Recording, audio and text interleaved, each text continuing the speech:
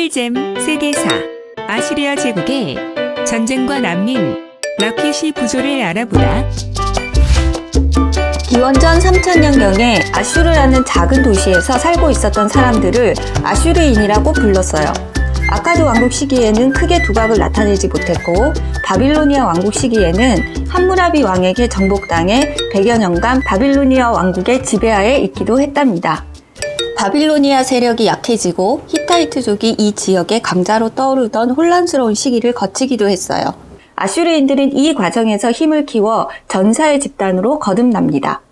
히타이트족이 정체 모를 철기 민족에게 멸망한 후 아슈르인들은 동쪽의 페르시아만에서 서쪽 소아시아의 지중해 연안에 이르는 영토를 하나씩 장악하기 시작해 아시리아 제국으로 성장합니다.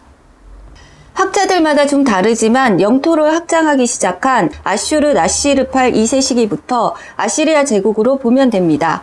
아슈르 나시르팔 2세는 아슈르에서 ним누드로 수도를 옮기고 팔레스타인 지역을 장악했어요.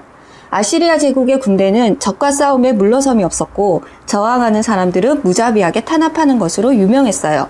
아시리아 제국의 정복전쟁은 사르곤 2세, 그의 아들 센나케리브 왕, 그리고 아슈르 바니팔 왕으로 이어집니다. 이번 시간에는 아시리아 제국의 센나케브리 왕이 유다 왕국의 라키시를 정복하는 전쟁을 생생하게 묘사한 라키시 부조를 통해 당시 전쟁의 이야기를 해볼까 합니다.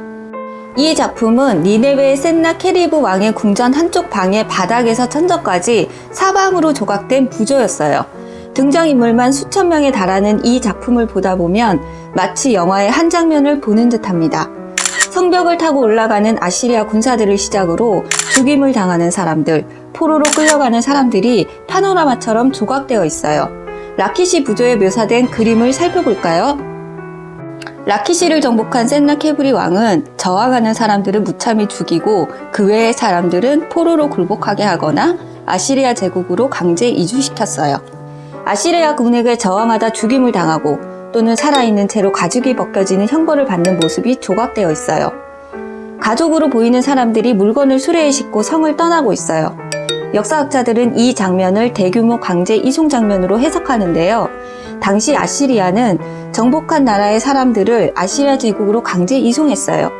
이송된 대부분의 사람들은 아시리아에서 노예가 되었답니다.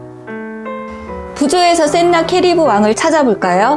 아시리아 군인들이 라키시 사람들에게 약탈한 전리품을 센나케리브 왕에게 바치고 있어요. 그림 위에 다음과 같은 문자가 새겨져 있습니다. 이 문자를 해석해 볼게요. 온 세계의 왕이며 아시리아의 왕인 센나케리브가 왕자를 세워놓았고 라키시의 전리품이 그의 앞을 지나간다. 아시리아 군인들의 뒤쪽에는 센나케리브 왕을 향해 엎드리거나 두 손을 모아 굴복하고 있는 라키시 주민들이 조각되어 있어요. 라키시 부조는 승리의 순간을 만끽하기 위해 아시리아 제국의 관점에서 제작된 작품이에요.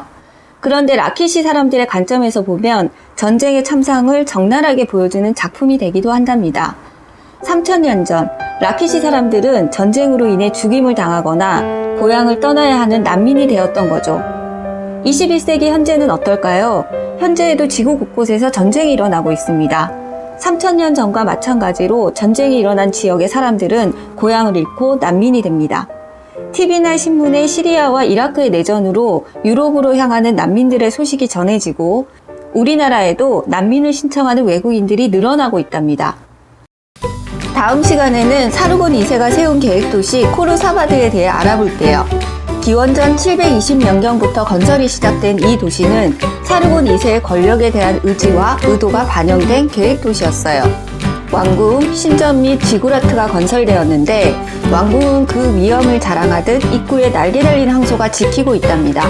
또한 궁전의 내벽에 조각된 아시리아 군사들과 전쟁의 모습을 통해 사르곤 2세 당시의 아시리아 제국에 대해 알아봅니다.